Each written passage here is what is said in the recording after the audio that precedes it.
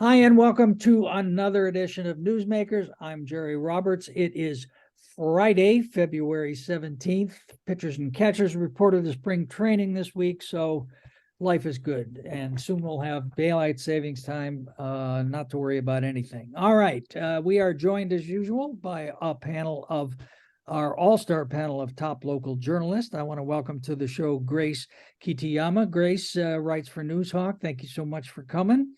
Callie Fausey joins us from Independent, and Josh Molina, international man of mystery, the Joe Rogan of Santa Barbara. Josh, good to see you again.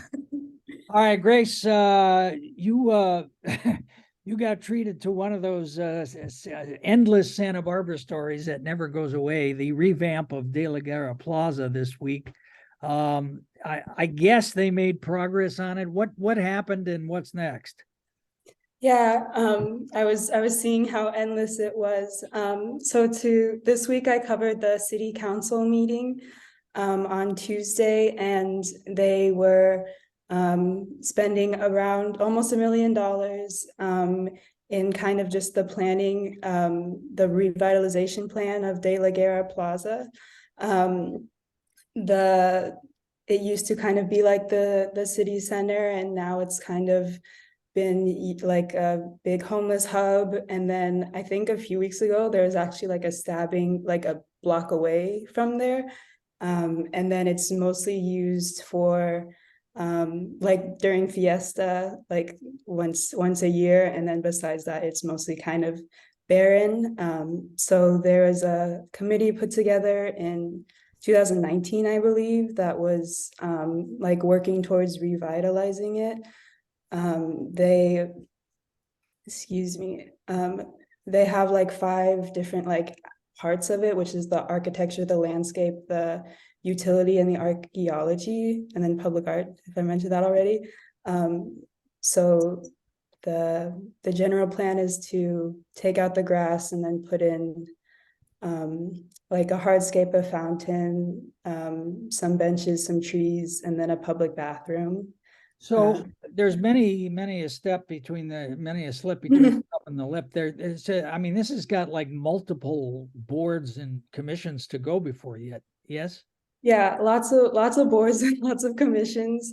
It was kind of funny reading about all of them. I think the most kind of vocal one was the historical commission. I talked to Lanny Ebenstein, who's been very vocal about this project.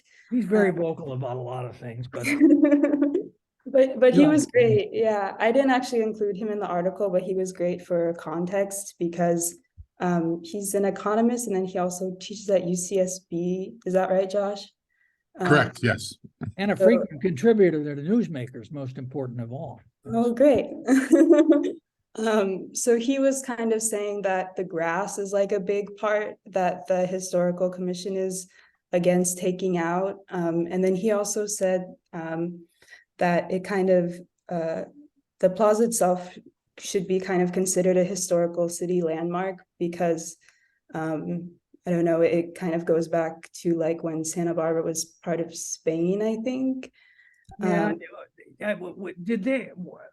The mayor kept using this phrase, it should be as programmable as possible. What the hell was he talking about? So yeah. So I think by programmable he just meant versatile. He was saying that it should be used for like social gatherings and different programs, and like because they talk about adding a bubbler fountain, which is like a little like Josh Molina fountain. Yes, that was, or water feature, the Josh Molina water feature. Yeah. And so they were saying like kids could run through it and play with it, but they also meant that they could like turn it off and then use it to like for social gatherings, or like the market that happens, or like even something like the Women's March a few weeks ago. People could gather there and they wouldn't be like standing in the middle of a water fountain. So I think he just meant versatile when he said programmable. So Josh, is the water feature still going to be in there? I thought they took that out a while ago. No? Well, they keep changing the name. Originally it was a splash pad, and then it was a water feature, and now Oh, Josh. there's all this concern about who's going to use it. What they talk about, or what they're afraid of, what some people are, is that it's going to be a homeless bath or hangout. And so they don't want it to be anything that's significant in size. And so they kind of said, well, it'll come on and off. It'll be very small, very low. It's designed for families and kids. But then they said, well, we want to be able to just turn it off and have it not be a water feature sometimes also. So it can be other sort of hardscape for activities. So that's kind of what's at stake. And the old school, and I don't mean old age-wise, but I mean just sort of the historic preservationist mentality is, we don't want to make this look like it's too modern, because this is a historic area. And so if we turn it into something that's programmable, that's going to attract a lot of people, and we really should be appreciating it as this historic city square from 100 years ago. And that's what Lanny Ebenstein is talking about. And so but if you're a family and you got kids and you want to go there, like, you're never going to go to Guerra Plaza as it is now. There's no point. Yeah, right. There's nothing there.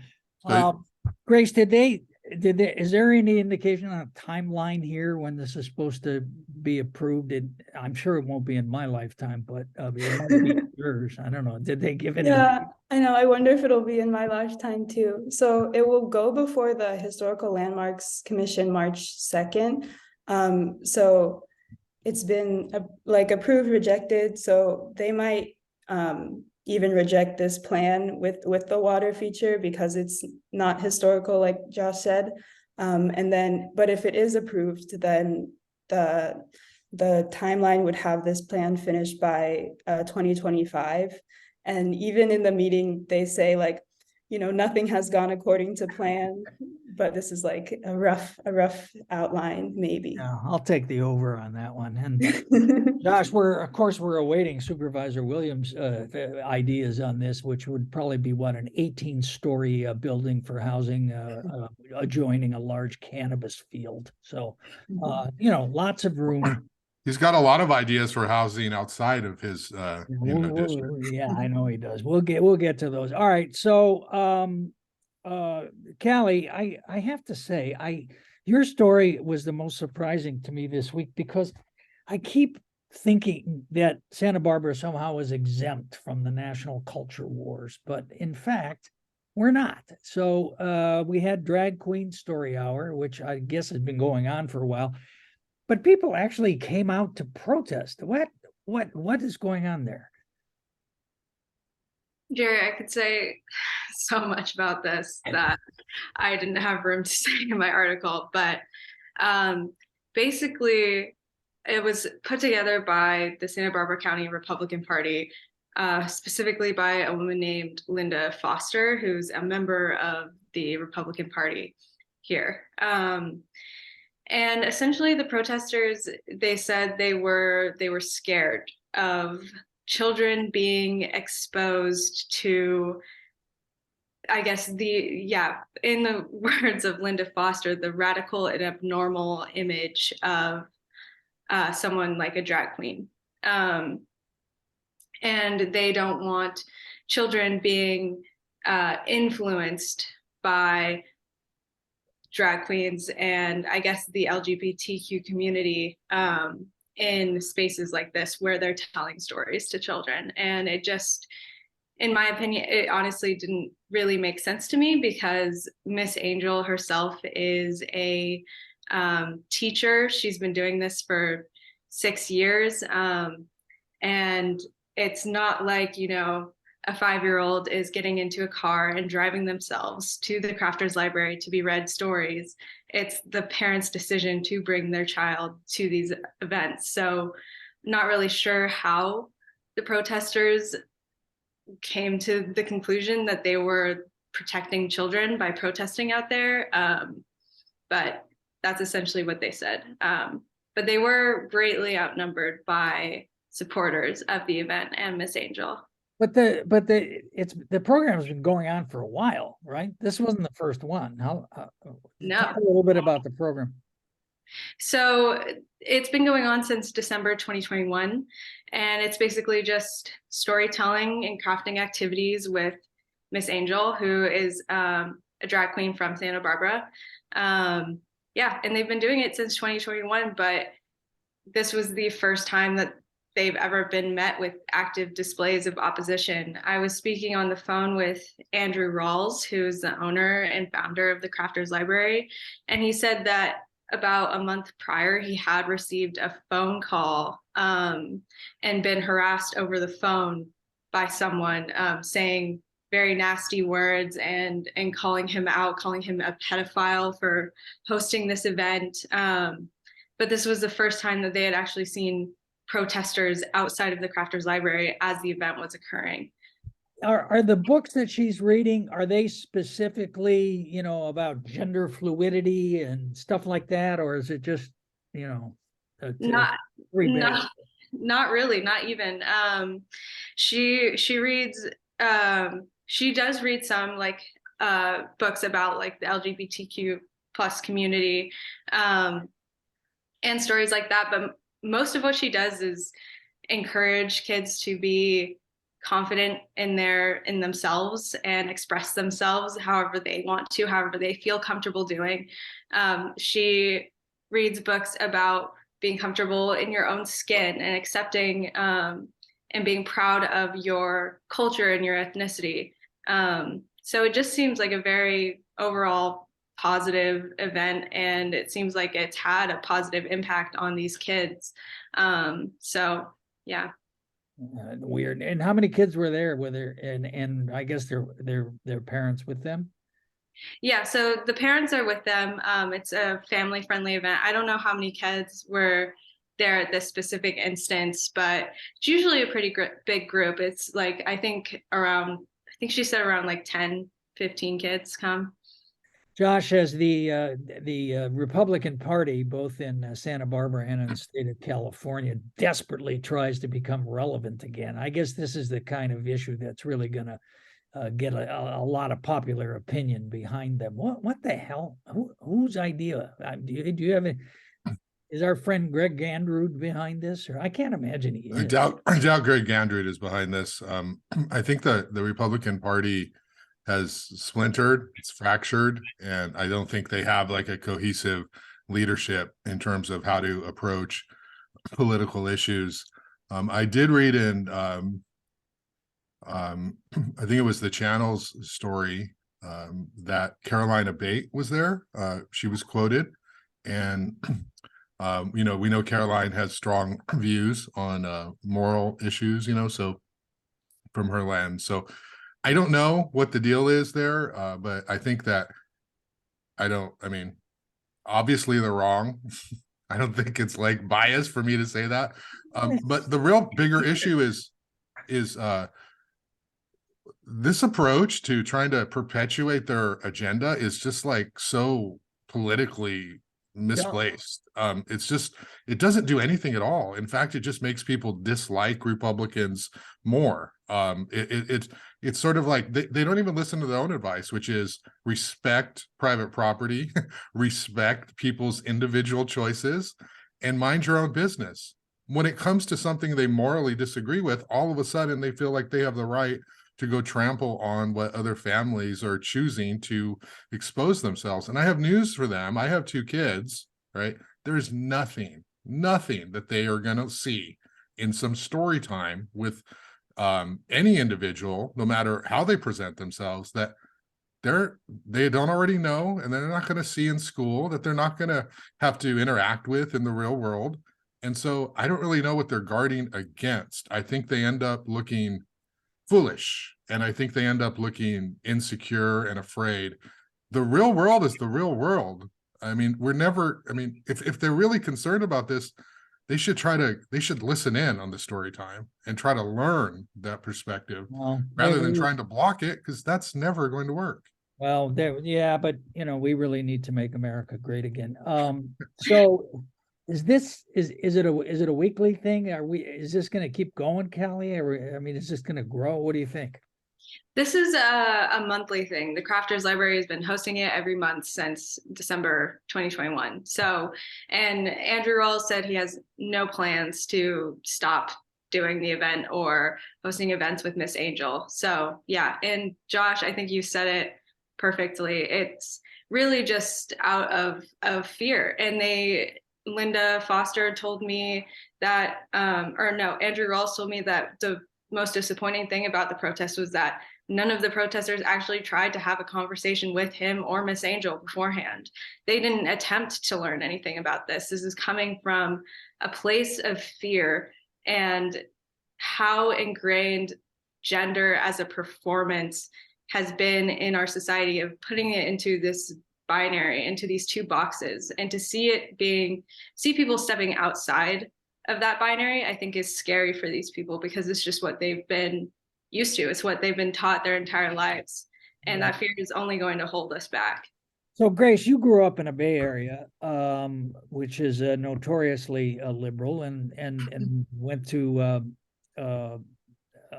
Cal Poly, which is pretty liberal, not quite as maybe the Bay Area. And then you come to Santa Barbara in July. Wait, does this surprise you that this is an issue, that this would become an issue in Santa Barbara, the city of Santa Barbara?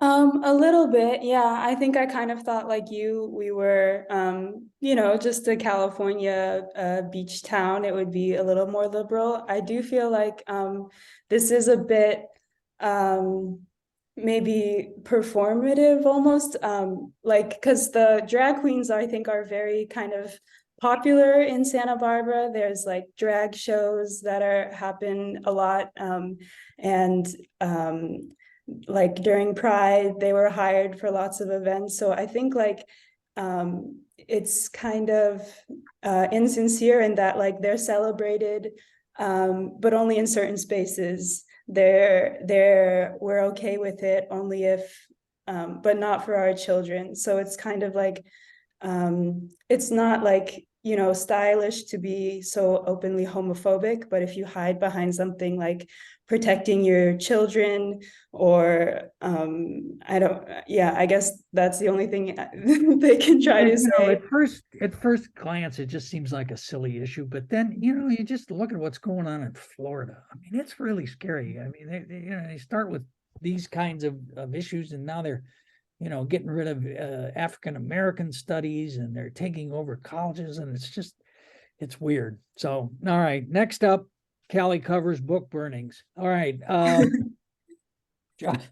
So Josh, housing, the supervisors, we're hearing, I guess, what draft are we in of the housing element that's going to be sent to the state? We're late, right? We missed the deadline, or the county. I didn't do it. The county missed the deadline. So the supervisors were reviewing that. What took place this week? Yeah, so the deadline was February 15th. They're nowhere near ready to submit it. It's sort of in the public review process. So what was happening on Tuesday was the first time the Board of Supervisors had an opportunity to formally weigh in on what the proposal says. And so the proposal has outlined sites for rezoning to accommodate this 5,600 units of housing that the state wants the Santa Barbara County to build, about 4,600 of which is in the South Coast. So it was the first opportunity for the supervisors to talk about what this real big clash is. It's these proposals to rezone ag land to create housing. And so they were talking about this, and this is going to come to a head with the Glen Annie Golf Club. This is sort of one of the flagship areas, because what has happened is they want to rezone it for up to 1,500 units. And for anybody who's been out near Dos Pueblos High School, no more golf course. Yeah, and the owners they're at least open to rezoning. And the word on the street is that they want to do this. And the county only put people on the list, property owners who want to or are open to rezoning so they can build or sell. And so obviously Glen Annie would sell, and there'd be some housing development if they went that route. But some of the things that have come up from residents, from homeowners, from the city of Goleta is the Stort Glen Annie exit is horrid from about 4 to 6. It backs up onto the slow lane. So like you actually can be in an accident if you don't pay attention. And so they're saying, well, how are we going to have 1,500 units there? So the Dos Pueblos High School golf team uses that club, that golf course for their high school team. And so these debates are being had over whether we're going to rezone this. And it's a tough thing because everybody on that board wants more housing, and the activists want more housing, and just about everybody agrees that we need more housing. So the questions are, where is it going to go, and how are we going to do this? Unfortunately, with this proposal, the entire eastern Goleta Valley agriculture sites have been proposed for rezoning. And so there's a feeling of unevenness. There's a feeling of, why aren't we seeing more in other parts, other areas? I brought up Montecito, and people say, well, that's not fair because there is not big enough properties, and the state wants 16. That being said, where there's a will, there's a way, and we can't speak out of two sides of our mouth and say we need to build housing, but find reasons not to. And so people are really upset about, well, let's build it everywhere, but literally let's do it everywhere, not just in areas that are easier because the population, they feel, might not have the wealth to push back. Yeah, as former Mayor Sheila Lodge wrote an op-ed in Newsmakers about a week ago, my chief land use planning consultant, and everybody wants to have affordable housing and workforce housing, but this is, it's just delusional to think that that's going to happen. I mean, Das then, writes a response to Sheila saying, oh, we're going to have car-free neighborhoods. Give me a break. It's Southern California. That's not going to happen. So, well, let's be clear with what Das is doing is he's feeling very confident about coming off of the Laura Capps victory, and he's kind of trying to clear the field before the next election. And he's trying to make housing and climate change anything but cannabis issue, and ABC. he's trying to champion that to clear the field, to scare everybody. And for new people in town, it sounds fantastic, right? But no one has been in public office longer than Das Williams. And failed more to produce. He was elected in 2003 for 20 years. Okay. So any questions about why we have not built enough housing should point right back to him. He was in the state legislature as well. That's not to come down too hard on him. He has good values. He always has. He is an environmentalist. But when he starts pointing, he's got three fingers pointing back at him as well. And he needs to think about, well, what have we done? The other part of this is that when we talk about housing, the Teachers Association, Hilda Maldonado signed a letter. A lot of the classified staff from Santa Barbara Unified signed a letter, and they want housing, but I think what people need to know is that most of this housing is going to be not affordable. It's going to be market rate, because these developers are going to charge $4,000, by the time it's built, $6,000 for a 2-bedroom. We already see that in some areas. So it's a very complicated situation. I just wish these electeds would be honest and not be thinking about re-election plans. Callie, you correct me if I'm wrong, but you covered Hilda's press conference, did you not, about the housing for teachers and administrators? What was were there specific to their proposal, or was it just sort of a general, let's do the right thing kind of idea? It was more of a general plea, because it's true that the schools in Santa Barbara County are suffering as a result of the lack of housing. They can't retain or recruit highly qualified, or they're at least struggling to retain and recruit highly qualified employees because they can't afford to live here. They said, Hilda told me that some of their employees at SB Unified have to come as far as Camarillo or Arroyo Grande just to be able to afford rent or take second jobs. And so it's just not, I don't know, it's just not reasonable. how expensive housing is here. Yeah, I just haven't heard any issues that are gonna, I mean, any proposals are gonna change it. Grace, Callie broke down her sad housing situation, you know, trying to find a place a week or two ago.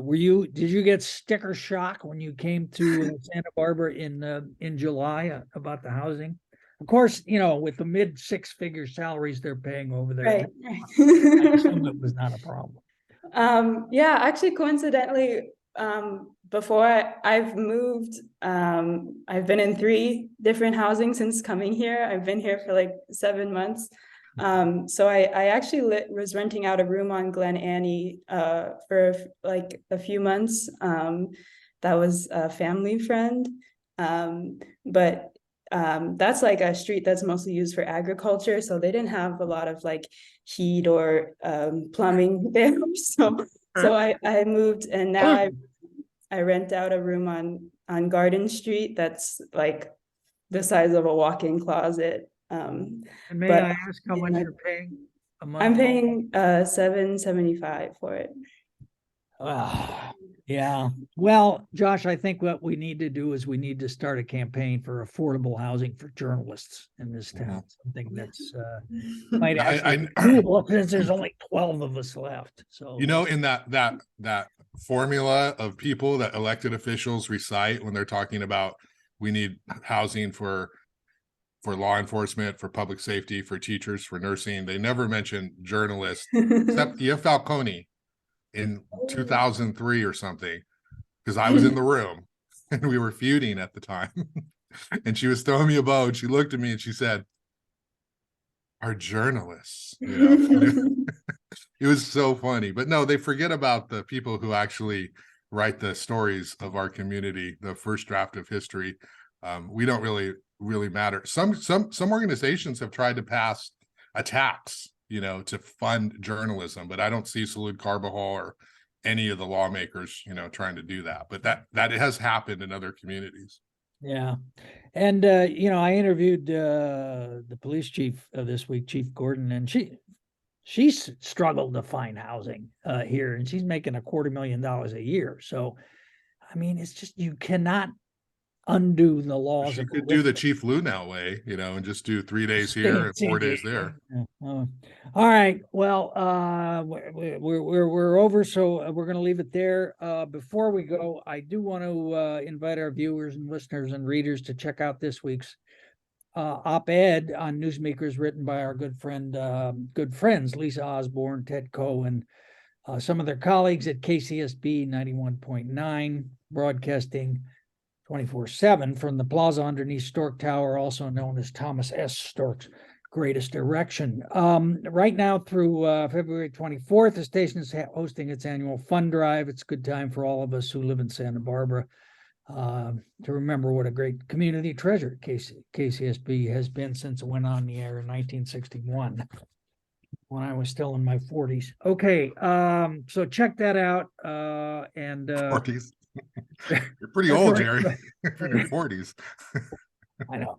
The fundraisers going on through February 24th. All of the information and the links are in there, so check it out. All right.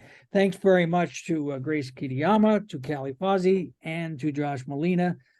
Nick Welsh is on assignment. We will see you next time on Newsmakers, when we will have a mystery special guest. Take care. Have a good week. Bye, everybody. Thank you. Thank you.